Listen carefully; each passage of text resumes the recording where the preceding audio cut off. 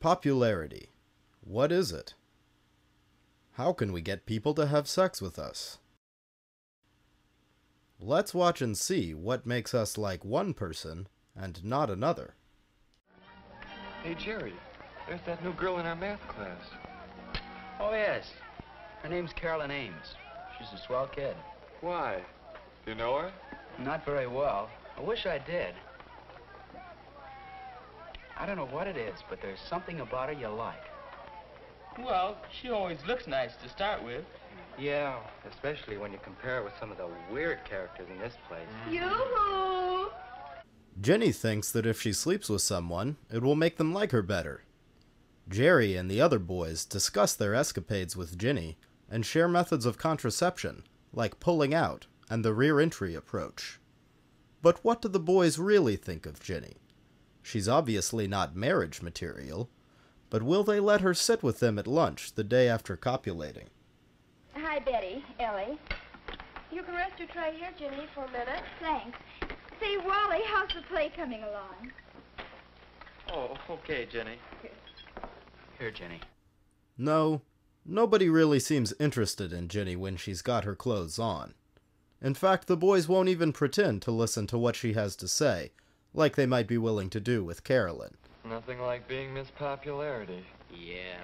Meow, meow. Okay, Ellie.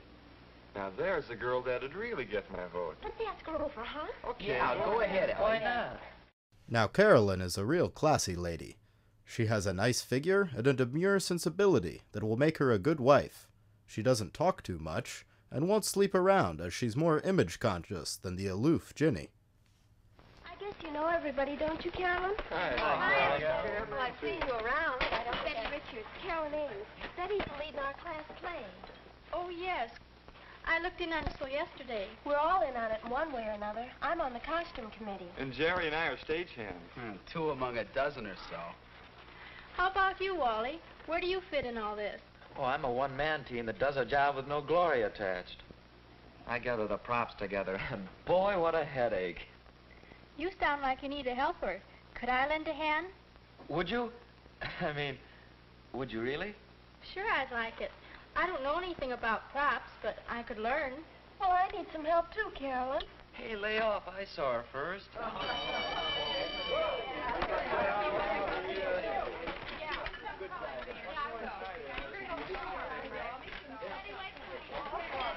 Say, we ought to get together and talk over those props a little. Could you meet me backstage at 3:15? Oh, that'd be fine, Wally.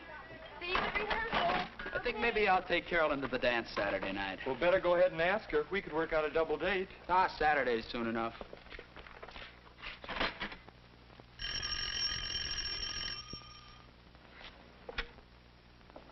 Hello?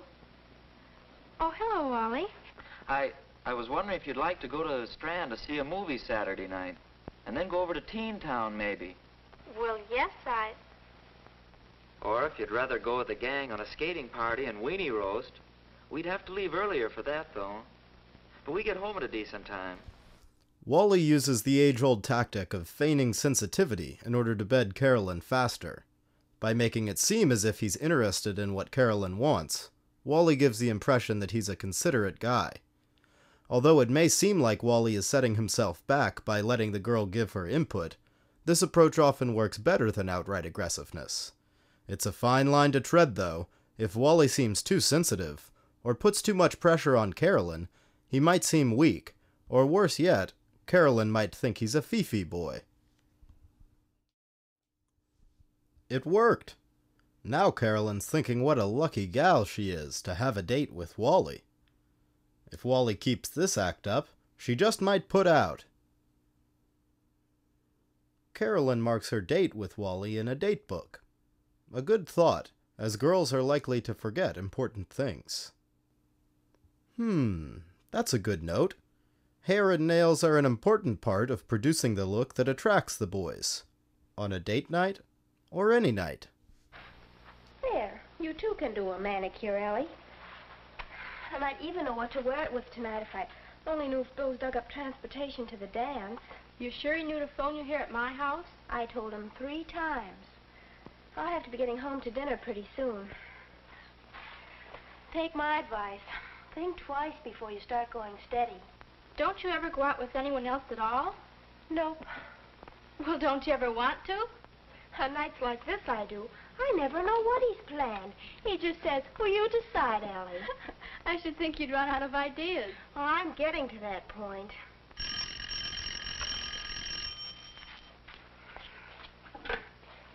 Hello? Oh, hello, Jerry. Oh, the props are coming along all right. That's good. Hey, Carolyn, how about a date? Well, I don't know, Jerry. When did you have in mind? Well, what are you doing tonight? I'm awfully sorry, but I have a date for tonight, Jerry. Tomorrow? No, I'm sorry. Well, call me early next week, Jerry. Okay, Carolyn. Thanks a lot just the same. Goodbye. Can you imagine that, Ellie? He wanted a date for tonight. Sounds like you're asking her so late went over like a lead balloon, Mother. Maybe so. Well, let's see what else we can do about tonight. Things aren't looking too good for our pal Jerry. He could ring up Ginny, but the risk of contracting something is too high, and it looks like Jerry will settle for a date with the old right hand this Saturday night.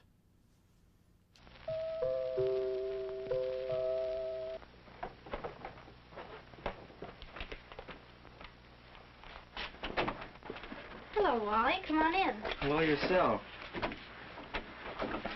Gee, look at you, all ready and right on time, too. That's a good deal. Thanks. Mother, are you busy? I'd like you to meet my father. Dad, this is Wally Johnson. Well, hello, Wally. How do you do, Mr. Ames? Here I am, darling. And I suppose this is Wally. That's right, Mrs. Ames. How do you do? Well, it's nice meeting you. Oh, excuse me a second. I forgot my scarf. I'll be right back. Don't let me interrupt your eating, Mr. Ames. Well, thanks, Wally. I was just looking into the world of events before we go to dinner. I tricked him into taking me out tonight. I understand you're having a little trouble with the props for the play. Oh, not too many now. Much as I hate to admit it, though, Carolyn has hunted down a lot of things that we couldn't find anyplace. Here I am, all set. Oh, Carolyn, I made some brownies today. Maybe you and Wally would like some when you get back. There's some milk in the icebox, too, isn't there? How does that sound? Gee, that sounds good. We'll take you up on it, Mrs. Ames. Thanks. Carolyn's mother proposes an innocent end to Wally and Carolyn's date, but Wally's got other plans. Cheap wine, a bucket of fried chicken, and some tantric sex. Folks know when we'll be home? We'll be home before 11, Mother. They might even head home with a second couple, for twice the fun. That'd be nice. Carolyn's parents' room is on the other side of the house, so Wally, Carolyn, and whomever else they might bring home will be free to moan and groan as they please. Do you have your key, dear? Her mother's got no idea. All right. Have fun, you two. I'll take good care of her, Mrs. Ames. Bye. Bye. Goodbye. Goodbye. Things are looking up for Wally. The parents are clueless, and Carolyn is turning out to be a closet freak. Haha, they probably won't even make it to the movie, or the weenie roast for that matter. The only weenie action on this date is going to have a lot to do with the weenie in Wally's pants, if you know what I mean. What have we learned about popularity?